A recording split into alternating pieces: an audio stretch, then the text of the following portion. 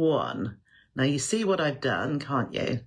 So it's, I don't know what sort of leaf it is. I just sort of drew it around, and all leaves are not symmetrical, and this one definitely isn't. But you can imagine that sitting on your coffee table with a mug to go on there. And it is using your scraps, as you can see. Probably been a little bit better placement if I didn't put that little bit on. But anything you like to pop together to make your little coasters. And really, really easy. Let's just take that bit of thread from the back there. Scissors, there we go. So I have got another piece already done to move forward with, but I'm going to show you what we do. So on the back, you can see the black thread coming through there. Hello, Beverly. Hello, Margot and Carolyn and Jill and Virginia. Lovely. Okay, so it looks like a tree actually, doesn't it? But it's just something different. You don't see it every day. And as I say again, using up your scraps, you don't need to go out and buy loads of fabric to do something like this. I've actually used calico on the back and underneath this front bit. And I've used some thermolam in the middle just to give it a bit of body and gives it a little bit of stability too. So all we need, apart from scraps, and I've just got a little pile here, which I just put together. Whoops, there's two gone on the floor. I'll probably want those. And then I've got a little bit of steamer seam. You can use Bonder web, you can use fuser web, you can use thermal web, you can use any of those other double-sided fusible adhesive shapes.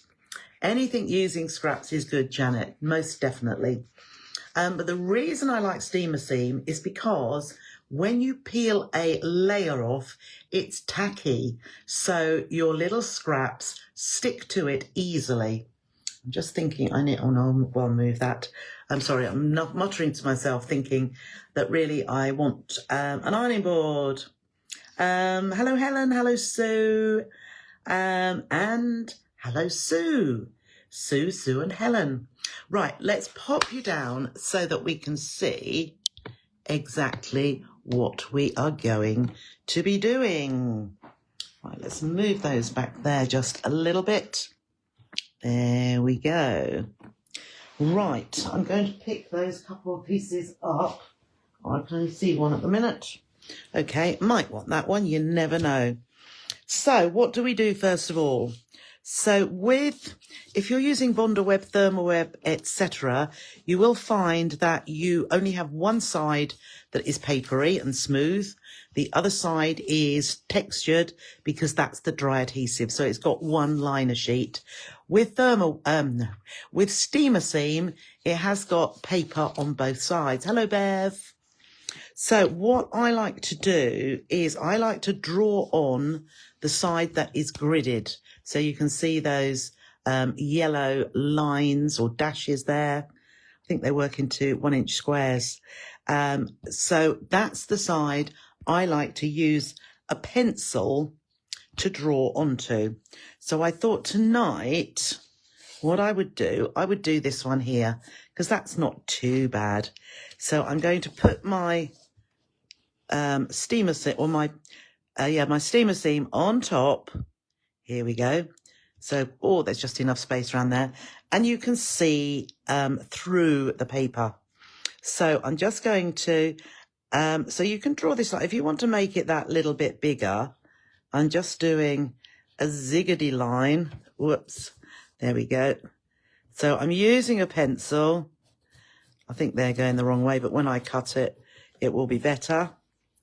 And sort of roughly going on these lines here and doing a ziggedy shape.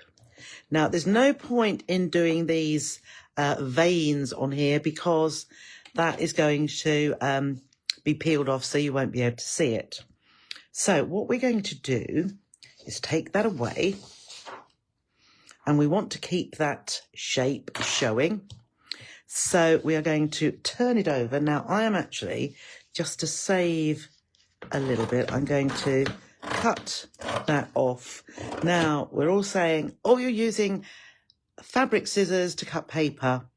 On this odd occasion where you're cutting through fusible, I don't think it matters. If you are using lots of it all the time, I would then use paper scissors. But as it's just a one-off, I'm going to use it. And I will be using it actually to cut round. Hello, Tony. No worries at all. So there is my shape. I don't like that shape. I might curve that a little bit. So having drawn on this side, what I want to do is peel the other side off the other paper so that I leave, let's just feel, I want to leave the tacky on the drawn side, on the gridded side. So you can see me picking that up because it's tacky. So what I do is just peel, I don't peel all of it back to begin with. I just peel some of it back. So I've got a little bit there, just covering. And then what I'm going to do is put my pieces of fabric. Now I find triangles are the best. They give the best, but I can't always use, there we are. And with the triangles, I'm just butting it up to the edge of the fabric. So I've got a few more bits and pieces here. I should get them all. And we can cut them into triangles as well. So let's just, no, not use that bit. Let's have a look, see if we can use something a little bit more rustic. Is that bit too small? So it's quite fun playing with this. So I'll pop another bit on there. But as you see, I've stuck them on and they're not going anywhere. We will need to heat them just so that they do stay well attached. So I'm going to lay that bit.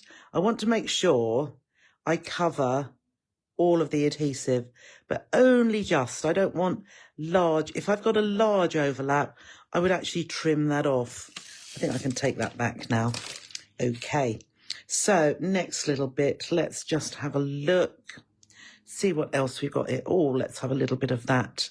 So let's pop that bit just there.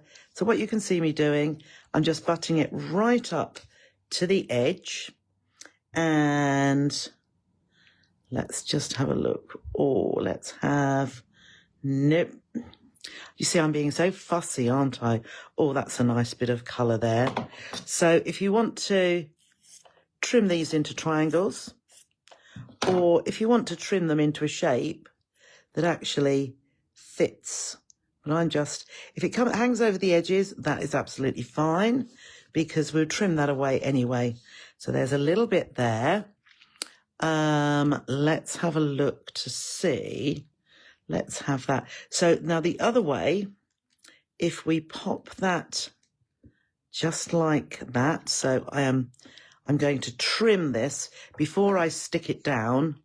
I'm just going to trim that off there because I know that is too big. And then here, where I've got a fair bit overhanging, I'm going to trim that triangular. So there we are. So I've trimmed that to fit in that space. Let's have a look. There's not going to be that much just here. So let's just put that piece down that edge as it's a straight edge and just press that down. Let's put a little bit of green in here. So that is going just there.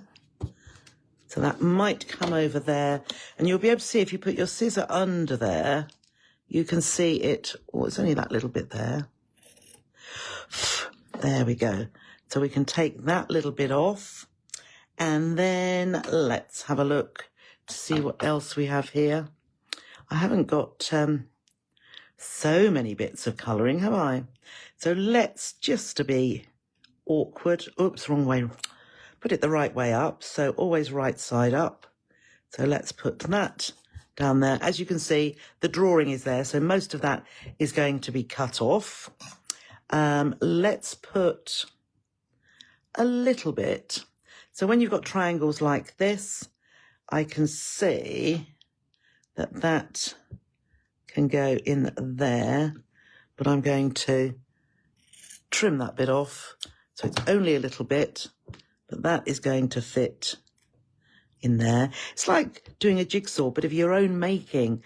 So we are just, oh, there's very little going to go there, but I do need to put a bit on because why do I keep putting it wrong side up? There we are. And let's have a little bit of, we could have a bit of ivory, couldn't we? That's a strange shape in there. So perhaps let's just put this little bit in here. So it's only, that's it. It's only going over that area, but we are going to be pressing it. So no, I don't like that at all. So let us put in, that is better. Put that in there. And I might just trim that little bit. And we could actually put a tiny bit in here because I do need that too. Let's just have a look. I think that might fit. Let's just put that tiny bit in that gap. Okay. And I say when we press it, I think that's going to be absolutely fine. So I have got a little bit just there. I know it's using the same fabric, but it looks, no, we'll use a different piece of fabric. Let's have a little bit of this one here. So again, what we could do is just pop that over so that the sticky is covered. And then I think that, you see, we can just trim that away. I still think there's a little bit too much there. Oh, no. Oh, there's a bit here. We don't want it over that brown, do we? There we go. Oh, I think we're just about covered there. So all of my piece here is covered and it's all stuck to it. Now, what we need to do from there is to just press all of that.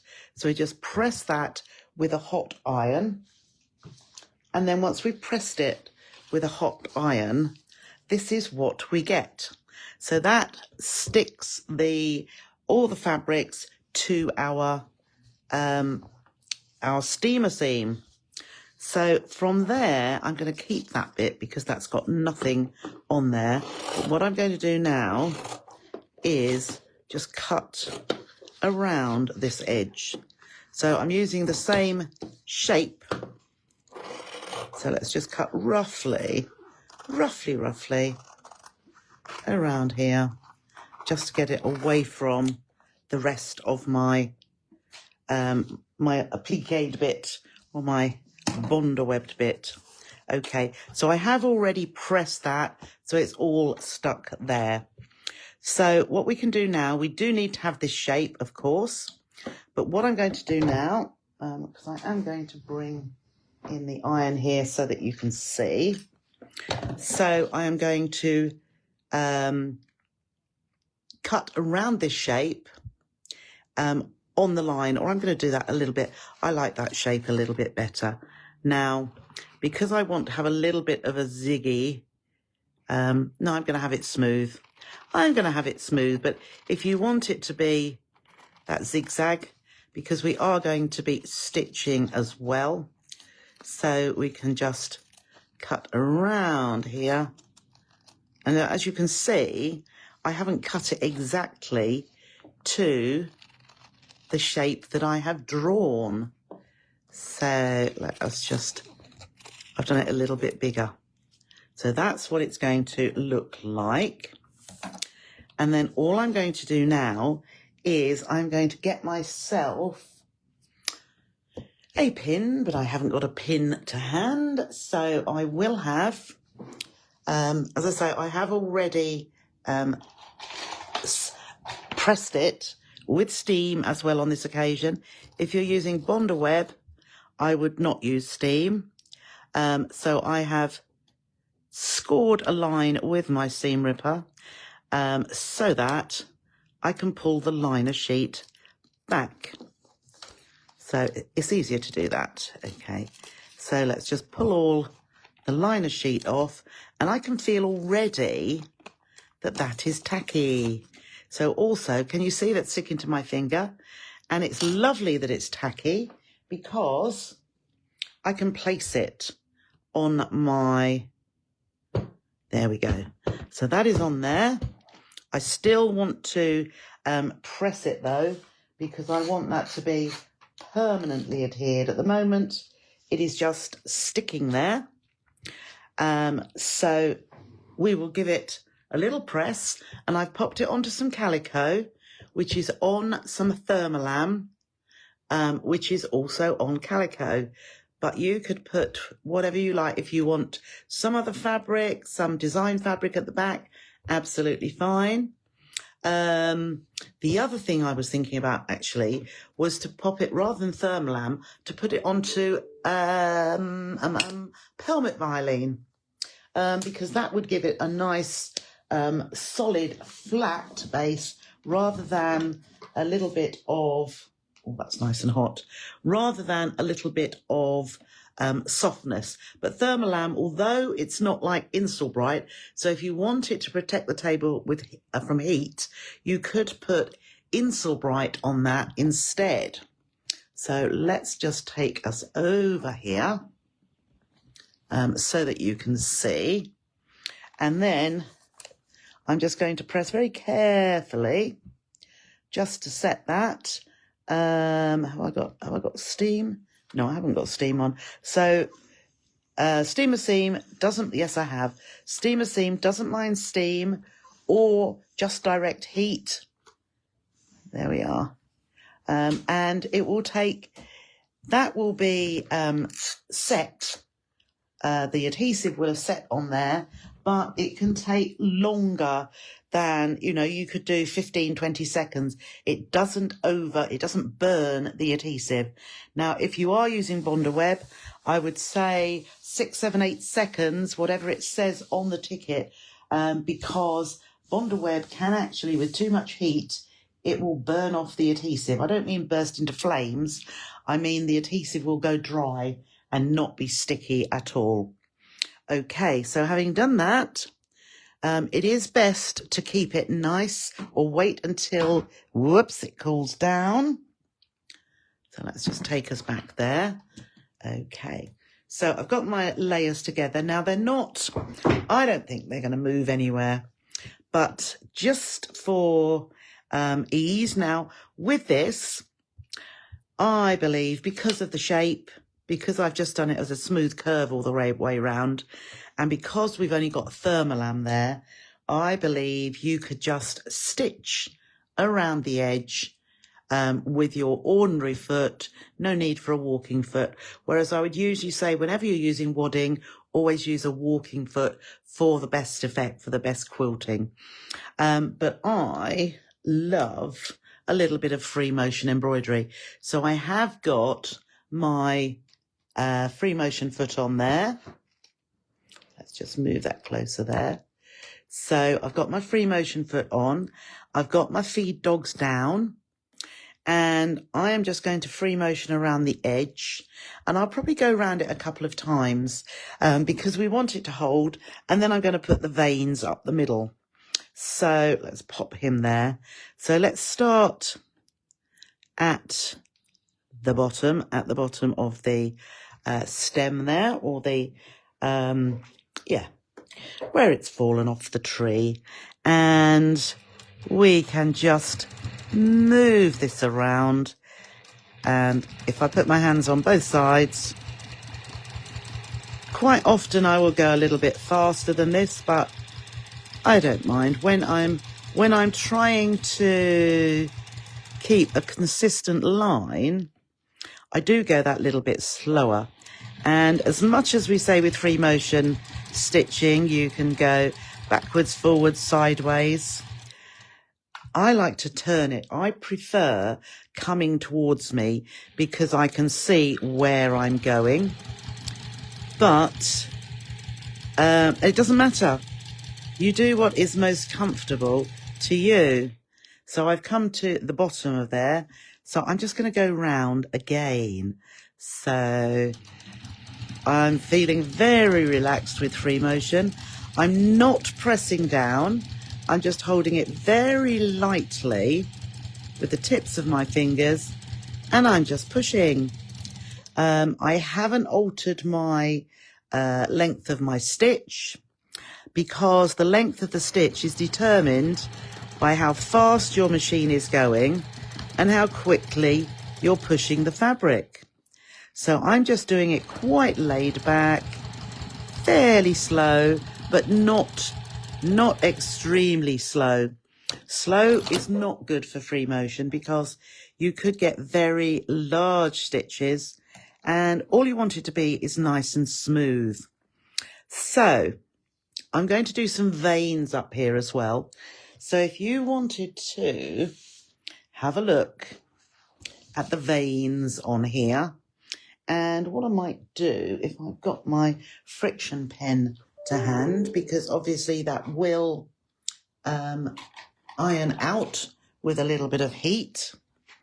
Barbara's got some enormous oak leaves which are blown into the garden, and no oak tree nearby. Blimey.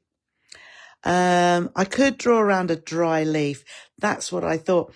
I was going to say to you, the other one, where have I put it now? The other leaf shape, when I was saying they're not symmetrical, I was going to say I got this out of my garden, but I didn't. It was just my quite bad shaping of it, but just give it a go. Do a little bit of do a little bit of freehand drawing and see what you come out. Who's asking that? Yes, there is a PDF. Somebody was asking, there's a PDF to load. And yes, Barbara, you can use Bondaweb, thermal web, heat and bond, all of the double-sided fusible dry adhesives that you can come across. You can use any of those. The only reason that I decided, or I like to use steamer seam, is because those pieces of fabric stick to it, because it's tacky before it is totally fused with heat. So when it's tacky, the bits of fabric will sit where they are. And because I'm just butting them up to the edges and then heating it, you can see that's quite nicely fused. That's how we'd want it to be before the ironing. But with Bondaweb, they might move a little bit, and I don't want you getting Bondaweb on the sole of your iron. So if you are using Bondaweb or any web where the piece of fabric will move, I would put a liner sheet. I would put a bit of greaseproof, a bit of parchment, pop that on top and then iron. And that way, any tackiness is going to go on the back of your sheet of greaseproof paper, parchment paper, or there are those special applique mats which you can pop down as well, and that will make all of that, you won't have that problem. So or perhaps I ought to look this way. Let's put it the same way up as here. So just for ease, I'm just going to draw myself some, that's come up a little bit. Oh, that's got too much just there. So we can just, so that was a little bit where they weren't butt together. Okay. And then I can go just up there, and then we'll go, I usually just do this freehand, but if you don't like doing it freehand because you can't think where your stems are going to go, we can just put a few lines on here. There's a line there already. So that one's quite good.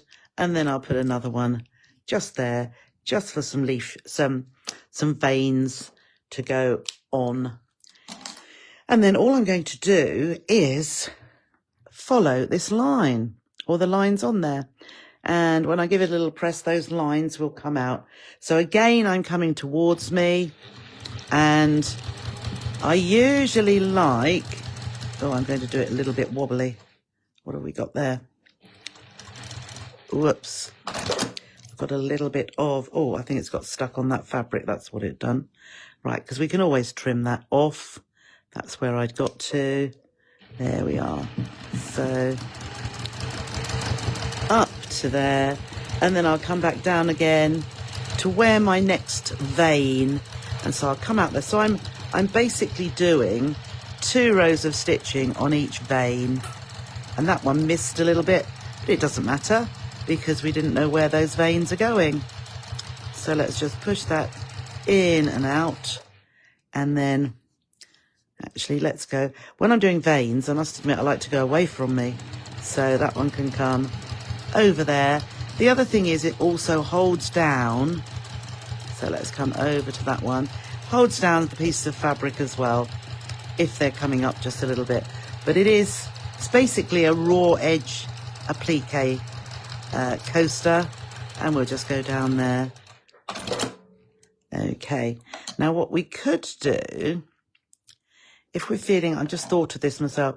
So I have cut it smoothly, but if we want to make it a little bit of that jagged edge, which I do like it in the leaf when it's got that ziggy-zaggy edge, what we could do with our free motion is to go backwards and forwards.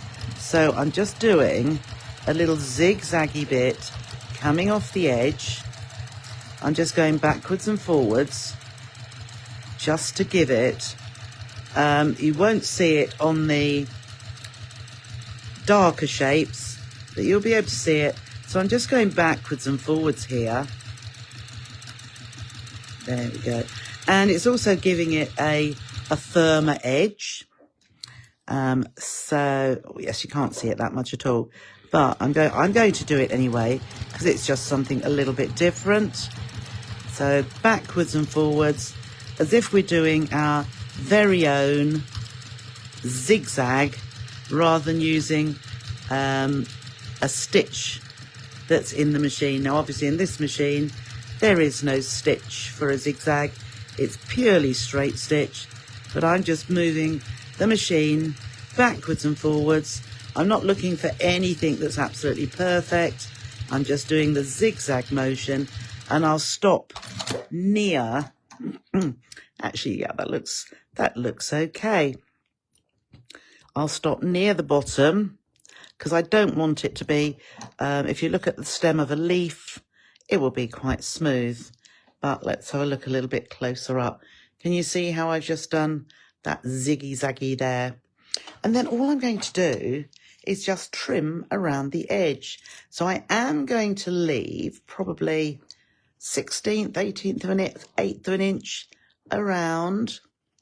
So we can just, so that you can get more of a feeling of that jaggedy edge. And it's just a cream calico, well it is calico I've used, background, so that it sets the edge of the leaf off. Okay, let's turn that around. And then if you wanted, of course, to use pinking shears, so you had a zigzaggy edge, that would also be good. And around we go. And remember what I think I was saying the other day with the pumpkin coasters. Open your scissors up and let the outer edge go into the scissors so you get a long, smooth line. But actually, that is pretty, isn't it? So that has got, I can see, a little bit too much. That's better. That got a little bit too much fabric on there. Let's see if I can just iron away. Not that you can see them. There's just some little, oh yes, that's got them gone now anyway. But because there's some lines on some of that anyway, there's lines on this bit of fabric. But it's just as easy as that. And as you'll see, you have got the oak leaf shape.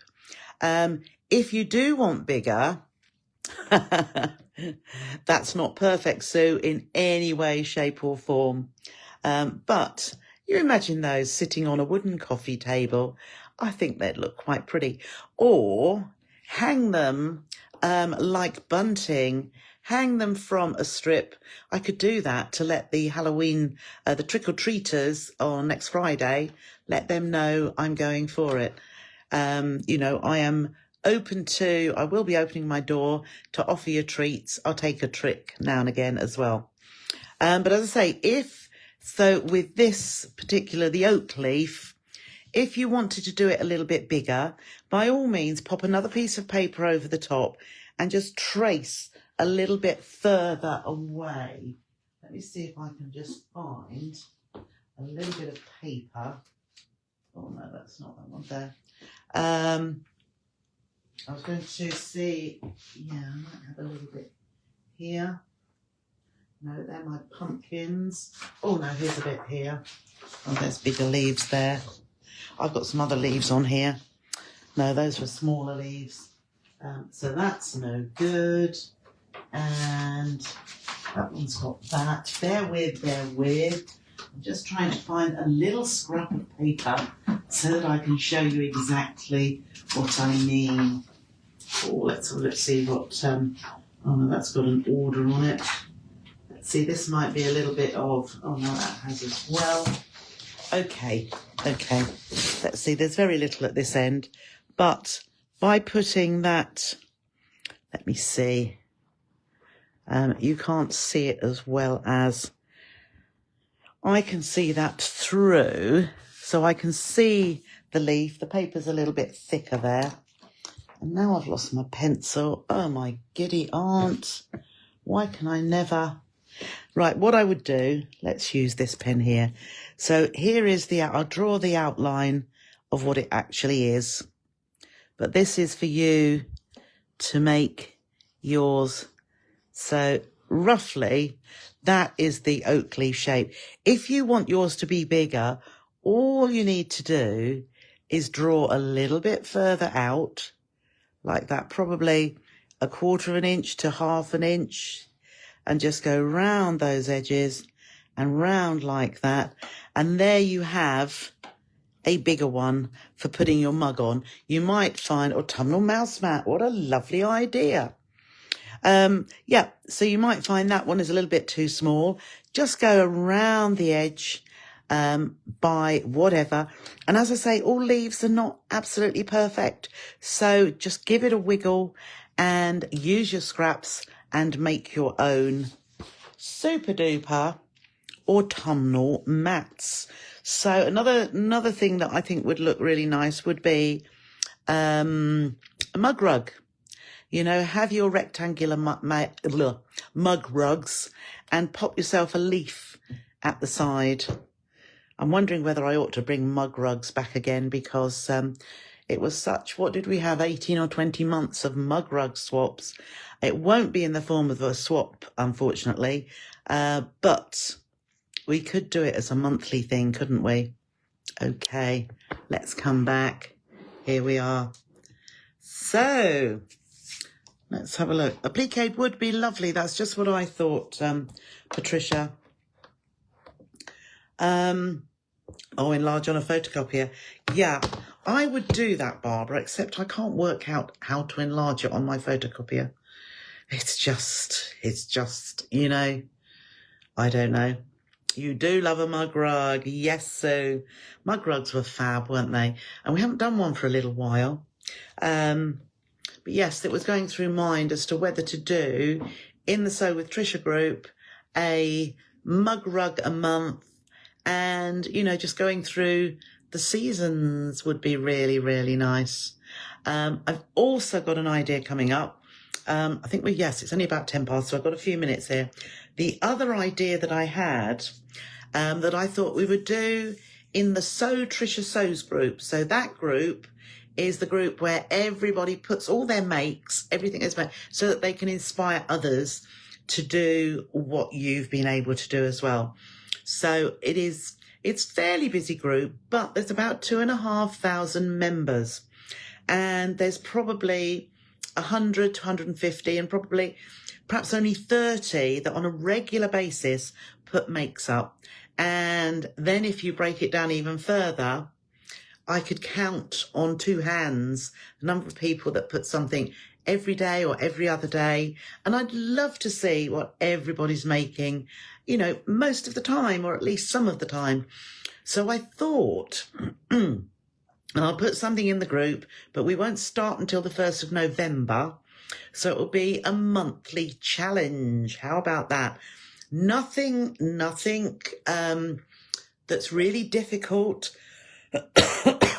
It's something to use your knowledge and the things that you've learned and ways that you love to make things.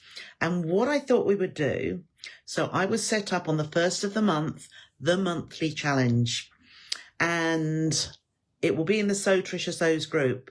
And I will probably give you either two things.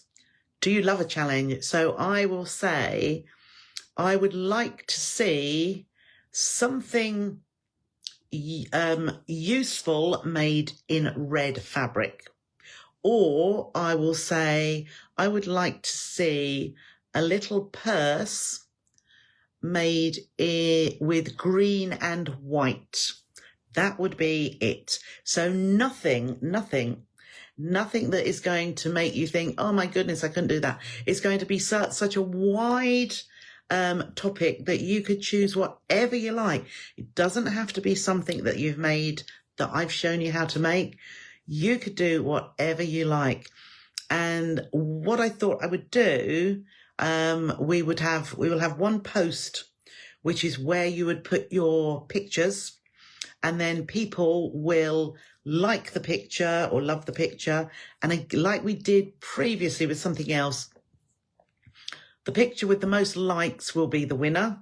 And the winner will be, because I'm going to do it monthly and I do give lots of other bits away, but it will be a month in the Sew with Trisha group. So if you're not in it, it will give you a taster of what it's like in the Sew with Trisha group and all the things you get. And for those of you that are already in it, it will extend your membership by a month. So that's what I thought we would do. So again, I will talk about it next week more in detail, and we'll do it on a monthly basis, and it will be on the 1st of the month so that you've got the whole month to get your picture of something made with a couple of ideas, or it might be 3, or I might say, it must be black and white and have a D ring. You know, perhaps I wouldn't do that because you might not all have D-rings, but I would just do something that is really easy and allows you to think, oh, I could do that. Oh, and you might even make a couple of things. So you put a couple of things under the one particular post. So without going into detail, but we couldn't have lots of posts of each individual one, so they must go under that one post. But as I say, I'll tell you more about that next week. So I will say now though, I've warmed up slightly, but I'm still quite cooled. I'm going to love you and leave you. I'll say thank you very much for joining me, and enjoy the rest of your evening, and I'll see you next week for a lot more fun too. So take care of yourselves and have a lovely weekend. Bye for now.